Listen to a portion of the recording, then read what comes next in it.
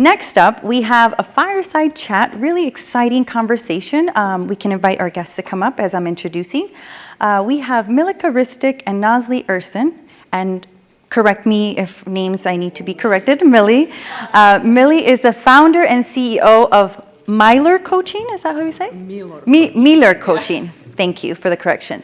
Milor Coaching, and Nazli is the CEO and founder of Reve. I tried. It's been a while since I've done my French. Please give them a round of applause. And this session is titled Self-Care and Caregiving and Education. We're both live? All right. Take it away.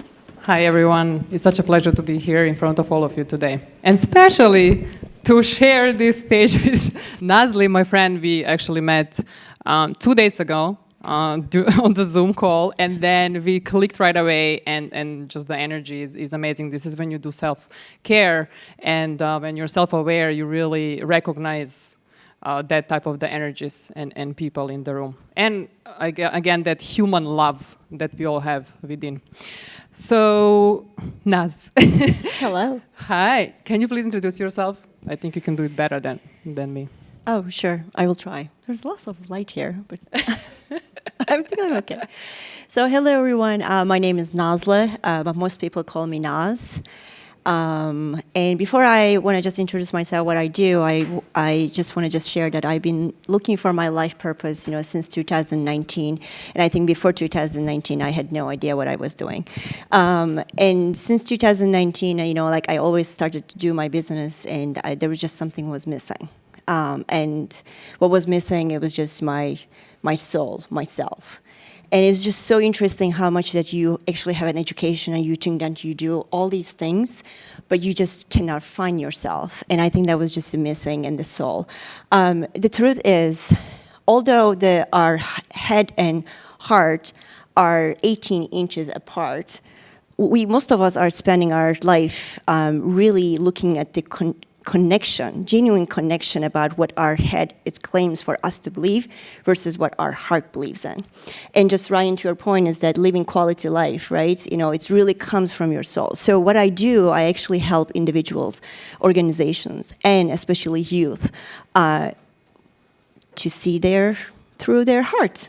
And when I do this organization, like we had the panel, I spent 15 plus years, in HR, and with everything that we talk about HR and organizations, like the culture in the heart. And for the youth, yes, I have found academy, Reve Academy. Reve means the dreams in English.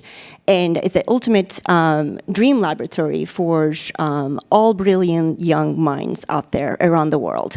And one of the reasons I wanted to do, because I want them to actually bring their sense of purpose beyond the financial expectation. And my dream overall in this world, I want to open an orphanage, later on in Turkey. I'm originally Turkish, but I'm coming from New York. So it all goes back to love, because I think that's the most important ingredients that we need in everything we do. So thank you, Millie. Yeah, that is so true. Love is really important.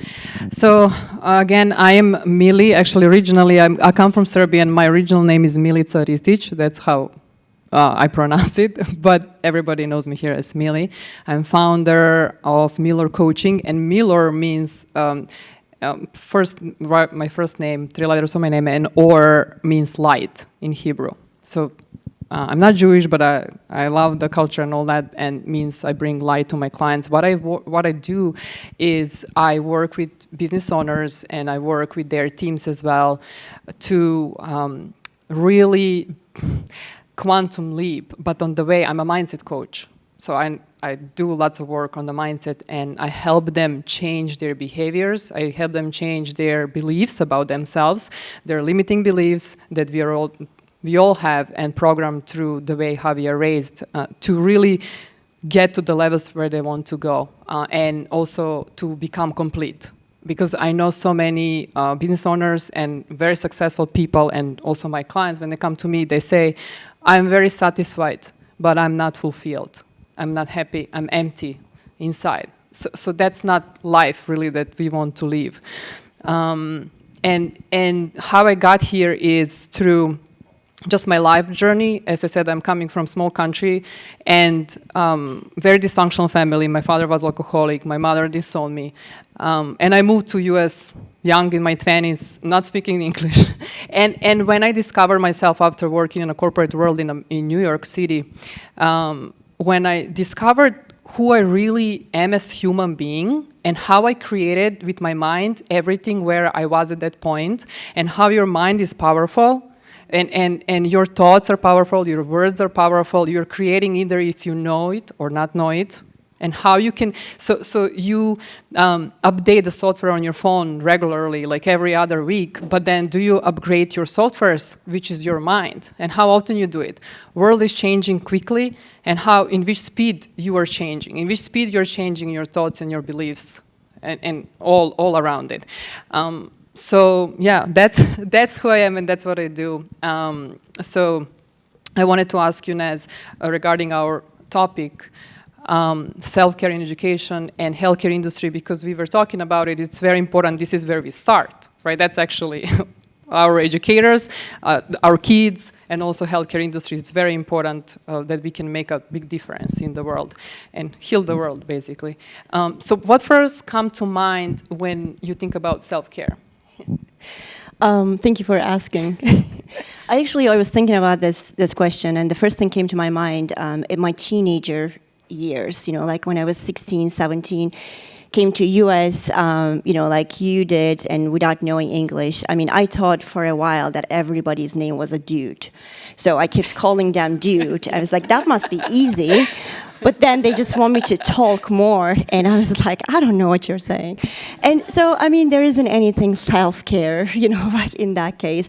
I wanted to study psychology, and I failed my psychology class. I mean, right there, right? You fail psychology class. Are you going to take care of yourself? And you're like 16, 17, and just moving from, I was born by the Mediterranean Sea. So for me, just leaving my country, coming to Lawrence, Kansas, in the middle of US, it was just the kind of like everything went dark, right? All the dreams and the friends and everything. So it was just really needed another identity, right? Almost like creating another identity. So as we are thinking about self-care in education and healthcare, it just reminds me of those years and how much self-care wasn't there. So because I wasn't able to, find myself. So I think self-care for me, the first thing came to my mind is that self-care is everything about your self-love, right? And we are underestimating self-love, we are just overusing it. But I think when I'm thinking about the education, when I'm also thinking about the healthcare, I see it from a 4 dimension. I try to do it at least for, one is physically. Imagine if you do work out or eat healthy, but you're not really loving yourself. There's no self-love. There's no life purpose. I tried it before 2019, or even 2020. I closed my eyes. I was I'm gonna meditate, and I'm like, I don't think it's working. So it's not working, physically. So then psychologically, right, you're preparing yourself, and then emotionally and spiritually. So that just, brings all a whole body. And I think if we are thinking about education, if we are really looking into self-care in education and caregiving, we should really take care of ourselves first, what we want, and then education on top of it. I think it's going to be icing on the cake. Yeah, as I feel and think, self-care is really first step for everything. And for me, when I think about self-care, is actually becoming aware. Becoming aware who you really are. You're not just these bodies. We are all the same. Who you really are, where your thoughts are coming from, where your feelings are coming from, how to manage these feelings and your actions. And for educators, imagine if your half glass is full, how are you going to give your the best self to your students, to your kids, to your family, right, to everybody that is you're surrounded with?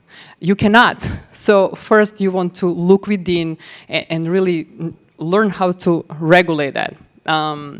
Being aware of, I always, we do have two minds, somebody will say three minds, but one is your conscious mind, it's your logical mind, intellectual mind, that we talk a lot about science this morning, and then we have subconscious mind, and your subconscious mind is much bigger than your conscious mind, because everything that you've been taught, all your years and existence, it's there, and your behavior, actually it's automatic because comes from the way how you're raised and programmed, basically. So if you're not aware of your beliefs, and if you're not aware of your behaviors, like I remember being in a high school, or that was mid school. Yeah, educator, a teacher can really change the course of someone else's life. And there are different types of teachers. You can see it, even as a kid, you can see the energy. There was one teacher, she teach our language, Serbian language, and she was so aggressive every single class. She was very negative. Even though she would come and pull, behind your ear, the hair, and then you go to another class, let's say biology, and this is such a beautiful, flowing, and amazing energy teacher, right? And then there are many students who love the biology and they finish studying that, and right. So everything depends on these educators, and again, where you're coming from. So awareness.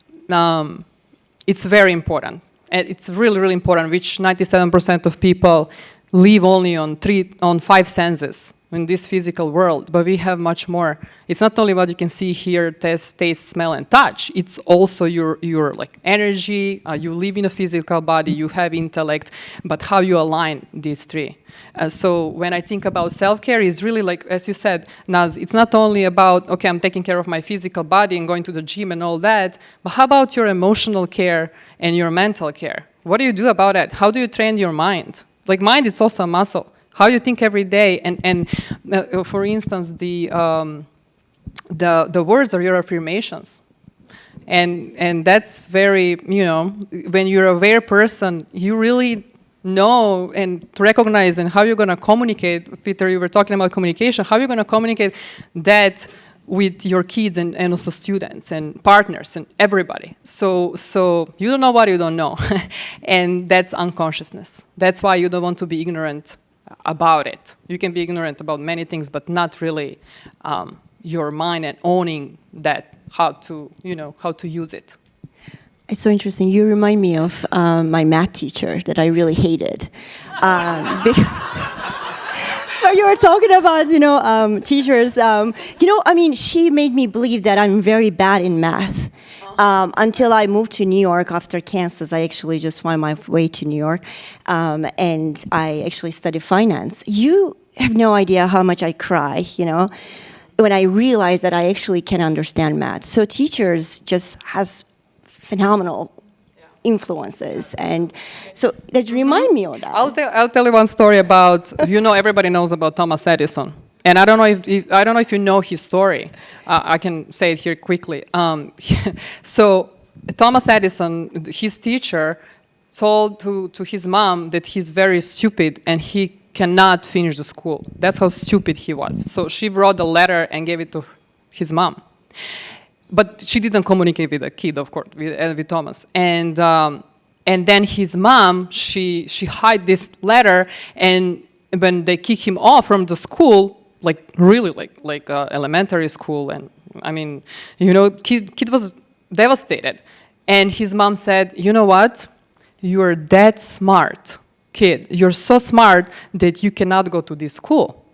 So she put assumption to his child that he's very smart, and he's a genius. He became a genius, right? Scientist. So these words, even in your families, in the schools, they are very important, because kids' minds are so wide open, and whatever you say it, it stays there, and this is trauma, and that's how we build, develop beliefs, and what you can do further in your life. It's very, very important.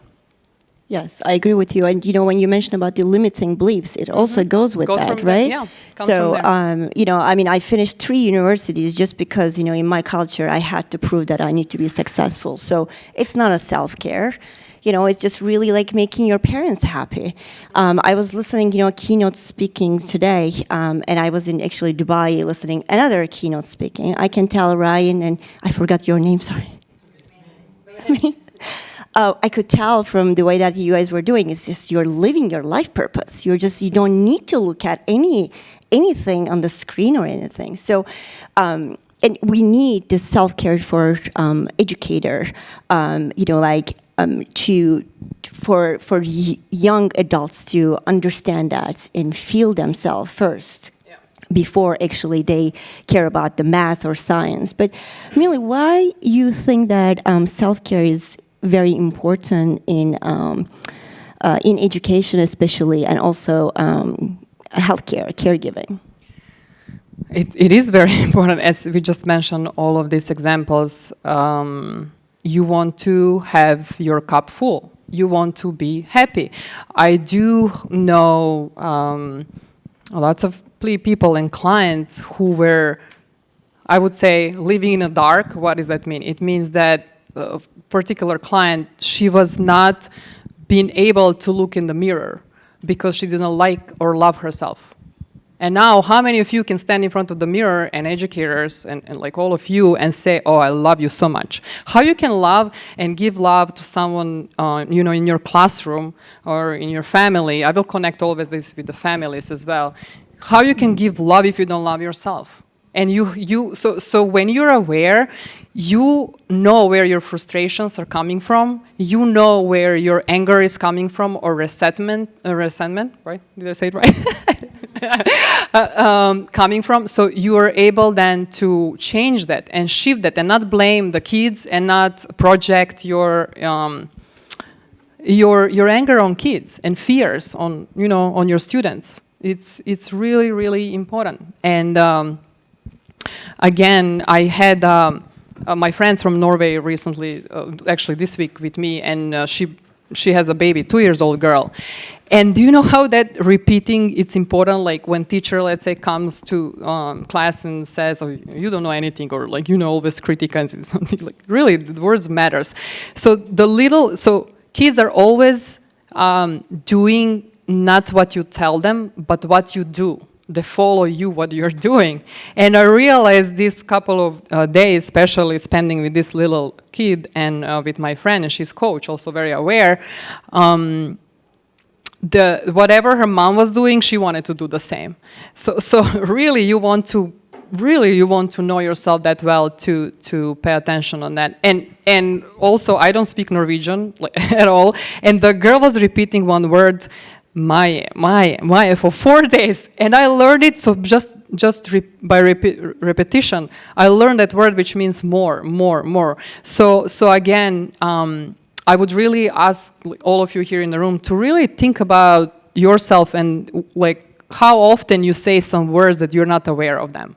There are many clients of mine that come to in my program, and I recognize right away. I recognize patterns, like, oh, I'm so stupid. But she says it like automatically. She doesn't even think about it. Like, no, don't say that. You're not stupid. Or some words like this.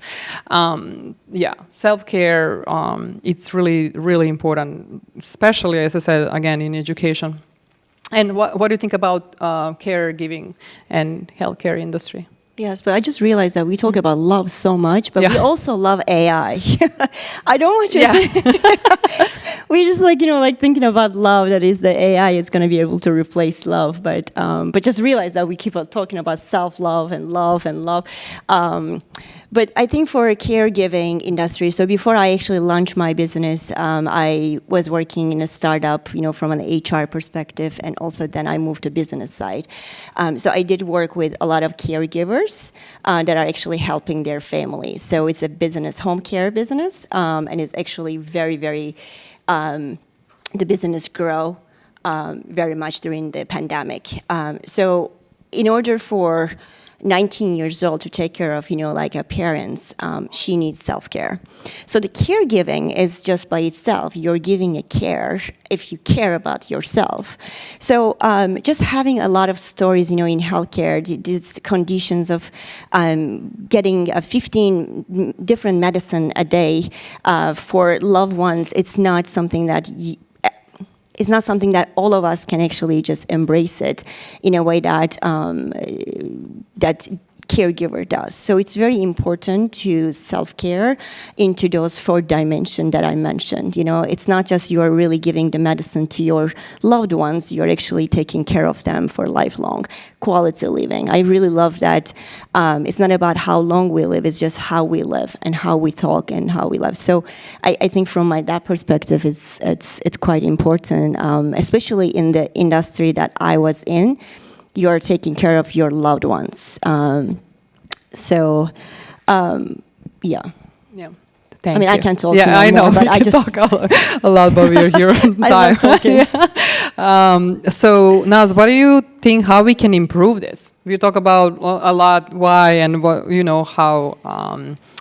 how this matters in these industries. But what do you think? How can we improve this in both fields, self-care? That's a great question because most of the conferences that I go to, we always talk about, we identify the problem, but we never talk how we're going to do it, like any tangible. So that's why we talked actually 2 days ago. It was a very connecting mind, which is very important. And I'm gonna say it from both sides, from a teacher side and from a young adult or, a student. And I'm also gonna say from a mother perspective, I have 10 years old. And from a mental health, I think he's helping me. He told me, Mom, don't worry about your business. If you spend time with me, your business is gonna be booming. I was like, that's the cheapest and the fastest mental health coach that I can actually imagine in my life. And and then we went to Boston. I spent time with him. I listened to him. So from a mother perspective, and then, he comes and he says, Mom, I don't want to be a mathematician, but my teacher says that I need to be very good at math. And since I launched my business, I do astrology, and with the 15 plus years of coaching techniques, I know what he's good at. I know that he's going to go to arts. I know that he's actually driven by creative mind. So it's important that for me to know as a mother, but also the teachers to know. So what we were just talking, with you, through our purpose, we connected like within this second, like with Millie. And we talk about our purpose is like, how can we actually create a workshop where we can go to universities or, like schools and anywhere is actually accepting us, our love, to create some workshop with teachers for the self-awareness, self-care, self-confidence, and the same thing from a student perspective, how we can make sure that they're not really driven this disruptive technology and AI. I need to actually open my company, but I need to be an entrepreneur and it has to be in technology. No, it can be in makeup. It could be, you can be a DJ. That's okay. So that's what we are going to be doing as a tangible next step, and we met 2 days ago. So it is possible. I think it is possible. It is very possible, and really we are powerful attractors, I would say. Very powerful. So for me, as you mentioned, we do have a big dream and passion to really bring this material about mindset and self-care and self-love into schools, to teachers and also students. I wish that I had this, that I knew this when I was much younger, so I would know how to, not to get angry and not to scream, or when I'm angry, to kind of maneuver these emotions and see them from different perspective, and also why decision is important. Why is important to make decisions and goals, and how your mind works, and who you really are as human being, and all that. So improvement in schools, it should. I feel like it should start there. Self-care with schools, and also in caregiving industry too. Yes, so we're going to take an action together to Yeah. actually take that step. And it's in thoughts, but it's a good beginning that we're going to start doing that for teachers and students. Because most of the students that I interact, they're not really looking at who they are, they're looking at who they should be. And that's Yeah. a big difference. Yeah, we were actually talking Yeah. about, if this happened when I was 19, well, I wasn't speaking this well, but I was still, like learning. My life would have just, changed. I wouldn't really finish 3 universities, right? Yeah. So how do you think that these improvements, will benefit, education? Very much so, as kids will, I love what Manny was saying, that his school helps kids to take decisions on their own. Kids will feel much more self-confident and more as a human. They don't have to live life of their parents, and I know so many parents, if they didn't finish or they didn't go to the musical school, they want their kids to play piano, or they want their kids to play tennis, to be a tennis player. So they're pushing their kids, basically creating life for them. So this is what will be a benefit. Kids will have their own, when they are aware, when they know who they are and how they can create their lives and their dreams and really living the way they want to live. They're not going to live someone else's lives, which is their parents' lives or environment or society, what society tells them and all that. I think that we all deserve this. As when COVID hit, we had time to think. All world stopped. And we are such on a hamster wheel every single day in a do mode. You really, when you do self-care every single day, you stop every day and you have me time. What I want to create today, right? So these are big benefits for the kids as well. I wish I knew this material before. Yeah. So also, maybe now or later or a week later, when you have your left hand on your heart, just try to see if it's beating. Obviously it's beating, but start to hear it. It took me a while to actually hear my heart beating, and that's exactly where that self-care connects with the mind too. So I don't know, it worked for me. Yes. Yeah. Again, we are so much wrapped up into this physical world. But you know what? I just spoke with Naz the other day. Recently, I met, I don't know, maybe some of you know this position that it's called end-of-life doula. Do you know? You know, right? They sit next to decedents who will die and help their families go through this process, right? So she told me that 98% of people die with regrets. The regrets, they didn't do this, they didn't do that, they didn't, and that's it's a huge percentage, So I would really love you to, at least 15 minutes a day, stop and think about yourself and your life and what you want to do, and you're all here on purpose, and you really love this room. But how we can take this material, whatever we speak this today and this weekend, to the world. Yeah. And if you know any educational institutions are interested in something that we haven't built yet, but we will, let us know. It's in the process. It's in the process, but it's going to be out there. So thank you so much. Thank you. Thank you.